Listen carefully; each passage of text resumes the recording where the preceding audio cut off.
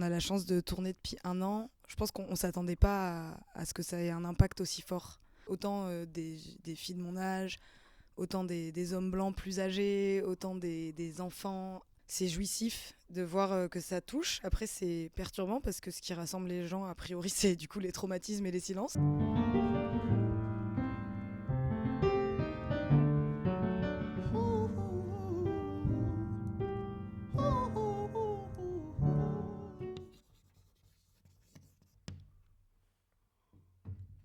Plutôt pour briser des tabous. Mais j'ai commencé une thérapie en même temps, donc peut-être. Mais c'était plutôt l'idée de faire communauté avec d'autres gens qui pouvaient vivre ça, plutôt que de me réparer au plateau. Bien sûr, ça aide, mais sinon, c'était plutôt pour briser des tabous.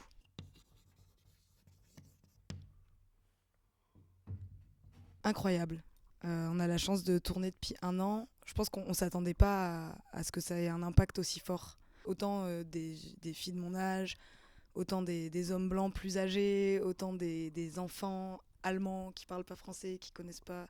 C'est jouissif de voir que ça touche. Après, c'est perturbant parce que ce qui rassemble les gens, a priori, c'est du coup les traumatismes et les silences. Donc, c'est un petit côté un peu triste. Mais le pari que je m'étais fait de me dire je suis pas toute seule, je sens que je suis pas toute seule. Et ça m'a réparé du coup aussi, ça.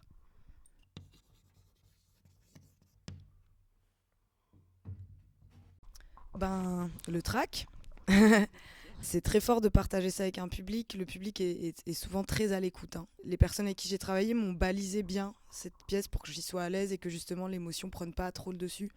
Vous avez vu le spectacle, on est quand même sur une neutralité dans ma façon de dire les textes et même plutôt solaire et tout. C'est vraiment quelque chose qu'on a travaillé en équipe pour pas que ça me déstabilise, étant donné que l'histoire est très personnelle, de mettre la frontière, de dire voilà, on est au théâtre, je suis bien ancrée, je vais déposer ça et ça va bien se passer.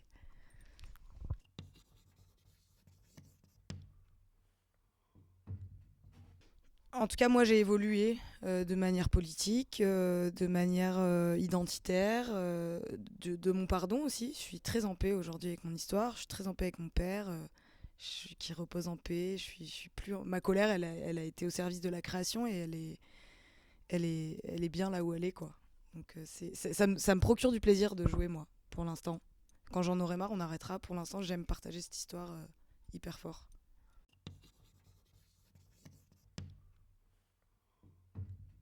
C'est ça la force du travail d'équipe, je pense, c'est que moi je me suis entourée de gens spécialistes dans leurs univers, 3 personnes qui venaient du théâtre, une personne qui venait de la vidéo, une personne qui venait du son, et puis moi qui était un peu, qui venait surtout de la vidéo, mais qui jouait déjà un petit peu.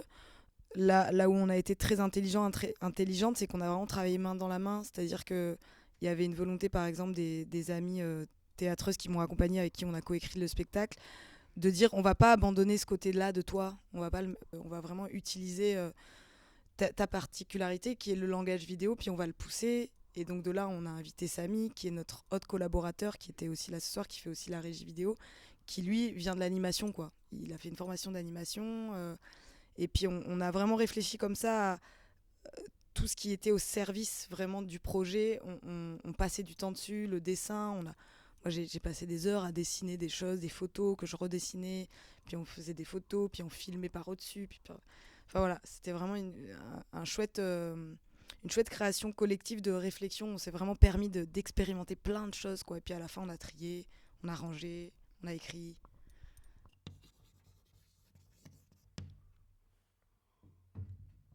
Ben, nous, on est en plein dedans. Donc, moi, je trouve ça super quand le numérique est vraiment inclus dans la dramaturgie.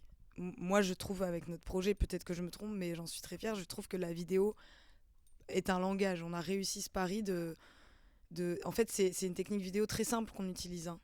C'est des calques sur des calques. En fait, c'est l'enfant du vidéoprojecteur qu'on avait en classe où on mettait des calques sur des calques.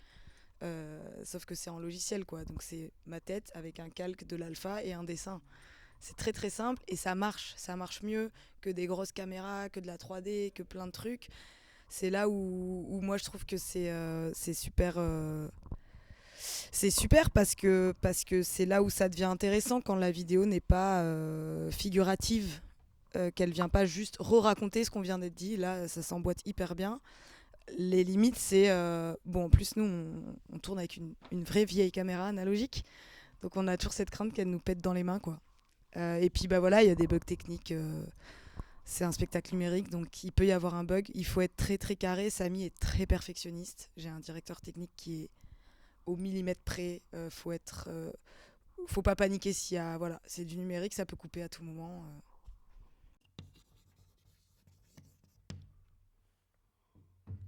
Oh waouh. Eh ben, alors j'y pense maintenant parce qu'elle est dans le cadre du festival TNB et que si vous avez l'occasion de la voir, je vous la conseille. Ce serait pas ma préférée, je pourrais en citer quelques-unes, mais il y a Les Forteresses de Gurshad Shahaman. J'espère que j'écorche pas son nom.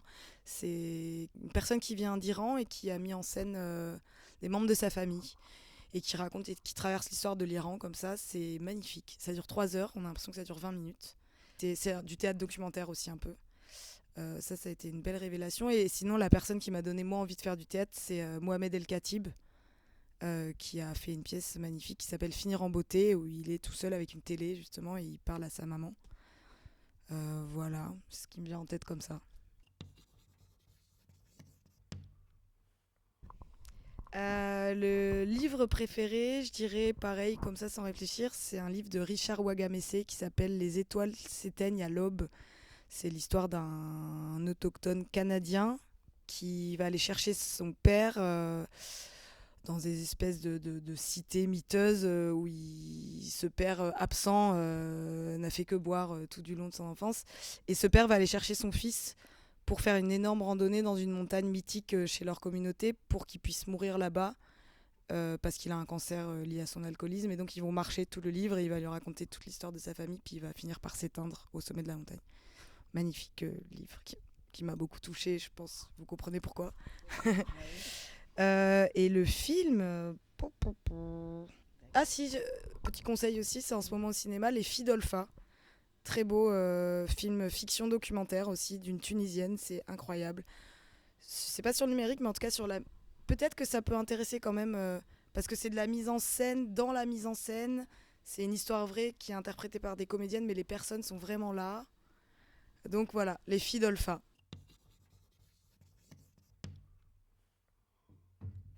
Ce qui est très marrant, c'est que je rigole beaucoup dans la vie, je fais beaucoup de blagues, je suis plutôt solaire, mais tout ce que je fais, c'est triste.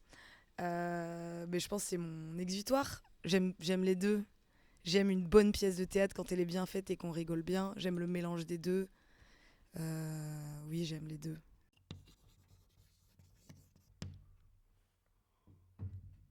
La meilleure chose que j'ai décidé, je pense que c'est de déménager à Bruxelles et d'écrire ce projet.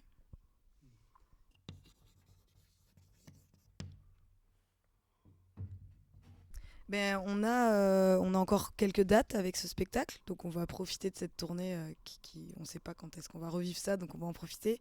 Et puis oui, moi je travaille avec une autre compagnie là en tant qu'interprète, je vais attaquer lundi là en rentrant, je ne sais pas du tout à quoi m'attendre. C'est un metteur en scène afghan, je pense, qui vit à Bruxelles. Et puis ben, moi je commence à écrire un nouveau projet qui va s'appeler a priori Les Châteaux de ma mère. Et donc l'idée ce serait de mettre ma mère en scène et qu'elle monte sur le plateau et qu'elle nous raconte des choses.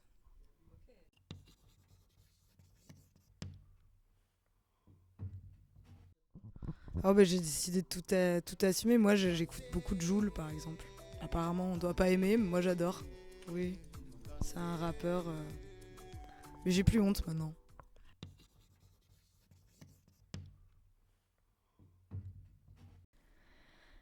Ah, bom bom bom bom bom. Alors, je suis une grande fan de moules frites.